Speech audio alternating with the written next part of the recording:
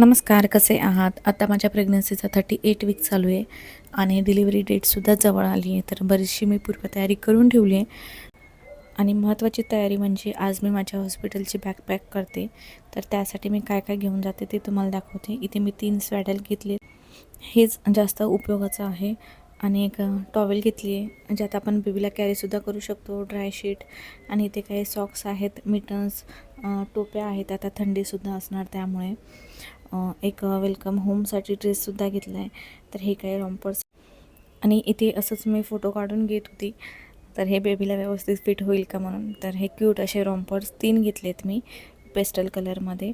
त्यासोबत एक टॉय आणि एक फीडिंग बॉटल, डायपर, एक सोप घेतले, डेटॉल घेतले, लिक्विड कपडे धुण्यासाठी, handwash, towel, nipple cream, sanitary pad, socks घेतलेत मी माझ्यासाठी, थंडी असणार त्यामुळे, पोर्टेबल पिड्डे आणि ब्रेस्ट पंप घेतले, हे पण खूप उपयोगाचं आहे.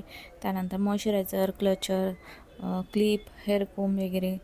आणि हे बांधण्यासाठी कानाला मॅटर्निटी कफ्तान, स्टॉल घेतला आहे, फिडिंग ब्रा, एक स्वेटर घेतला आहे. आणि जेव्हा आपण घरी येऊ तेव्हा एक ड्रेस घेतला आहे मी घालायला, स्लीपर, पाण्याची बॉटल, 2 शॉल आणि एक टॉवेल घेतला आहे कोणी आपल्यासोबत थांबलं तर. आणि ते एक बेबी कॅरियर घेतलं आहे मी, फिडिंग पिलो हे मी घेऊन जात नाही पण मी दाखवते.